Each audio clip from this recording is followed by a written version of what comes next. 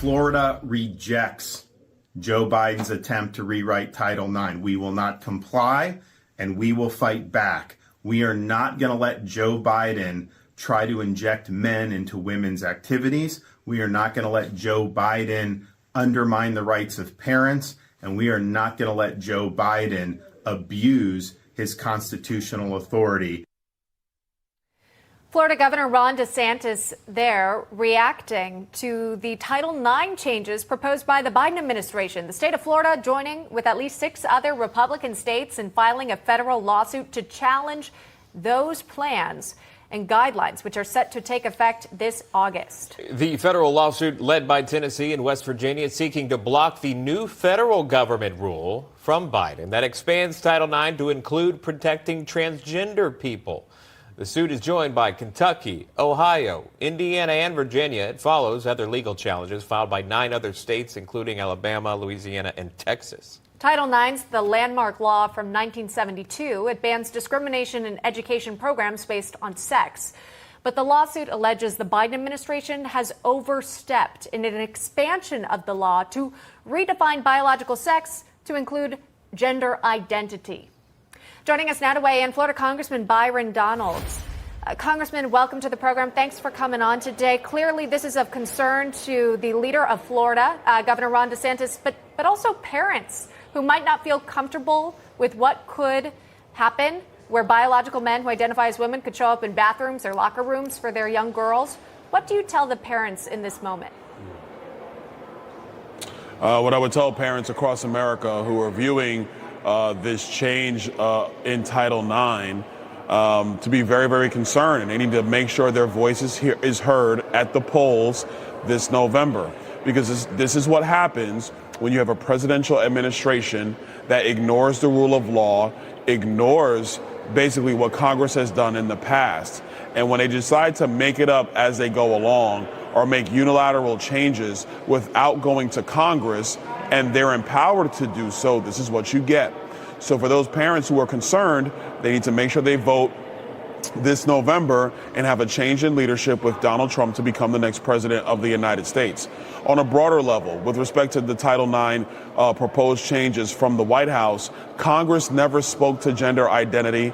Gender identity is a very controversial topic in our country, not something to be canonized in Title IX to protect women and their athletic competition in schools, whether it's elementary, middle, high school, and obviously college. It was never designed to do that. Congress never spoke to that. So this is an unconstitutional rule that the administration is putting through, where they're trying to define topics that Congress never defined in the first place. This is wrong, and it should be stopped. Many states believe that. Even Florida Republican State Attorney General Ashley Moody saying this, quote, "The idea that young girls can now legally be forced to undress in the same room with males in what is supposed to be a safe space, like a locker room, that a young woman could be randomly assigned a roommate that is a biological male with little to no say over the matter, or that biological men would be eligible for women's scholarships, is ludicrous." Again, that's from the Florida AG. Congressman, you agree with that response? Oh, I do, because it is ludicrous. Look, I talked about the actual particulars. Now let's just get real. What the administration is doing is pandering to their left-wing base because they're struggling to find votes because Joe Biden is terrible at his job. So they would rather throw young girls under the bus so Joe Biden can get votes from the LBGTQ, whatever the rest of the thing is, community. And that's not to be disrespectful. I just don't know the entire acronym. We cannot have this. You cannot put young girls at risk, not in locker rooms and not on the field of competition. Listen, the reality is biological men are bigger, stronger, and faster. That is a fact. And to ignore that fact, to ignore those realities, just so you can sound cool in your cocktail parties in Manhattan or in Los Angeles, is insane to everybody else in the United States. The only way this changes is if you have a change in presidential administration. That is the bottom line. Yeah. And again, parents of boys and girls, you think they should be motivated to speak up and voice their concerns, because it truly will impact how they go to school, the pronouns that they would be required to use for fellow classmates. You've got to follow the sort of guidelines that are set by these new Title IX proposals. We'll watch the legal challenges. Congressman, while we've got you today, speaking of school and maybe higher education also, just wanted to get your brief take on what we've heard from these college universities where these anti-Semitic protests have broken out. What stands out to you when you see these stark images? I find it to be very disgraceful. I think some of my colleagues were going to go over to George Washington University today here in D.C. Listen, if you want to protest, that's fine. We all respect the First Amendment. I mean, Joe Biden doesn't. He suppresses free speech. But the rest of us do respect the First Amendment. Go ahead and protest. But you cannot impede and you cannot disrupt other people from doing the things that they want to do. That's where it goes too far. And that's where law enforcement has to step in and corral the situation. You don't want to stop people from protesting. You're free to do that. Listen, if you have college students who want to protest and miss final exams and fail the semester, that's their fault and that's their problem. I mean, that's just the way it is. But what you can't have are these outside agitators come into the situation, take over our college campus, and continue to foment these, it's not even a protest anymore, these uprisings where they're taking over buildings, where they're taking over large swaths of the campus. That is insane.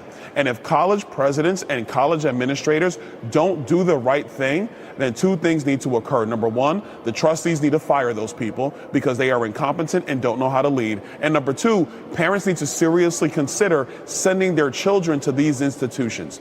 Because if these institutions do not allow for the furtherance of an academic rigor and education for young people, then young people should not be there in the first place. Yeah, some of the administration officials at those schools are actually negotiating with the protesters in terms of divesting from Israel. Some are taking different action, removing them altogether. If you could stick around, Congressman, there's been a bit of breaking news happening today that we would really need your comment on if we can here. House Speaker Mike Johnson responding to this, as you know, the planned motion to vacate the vacate vote by Georgia Congresswoman Marjorie Taylor Greene, Kentucky Congressman Thomas Massie. They want to oust him from the speakership. Well, Speaker Mike Johnson responded. He said this motion is wrong for the Republican conference, wrong for the institution, and wrong for the country. Earlier this morning, we brought our viewers some of the news conference from MTG and Thomas Massie. Marjorie Taylor Greene saying she'll be calling for the motion to vacate next week. House Minority Leader Hakeem Jeffries says Democrats are in agreement here. They're going to back Speaker Johnson.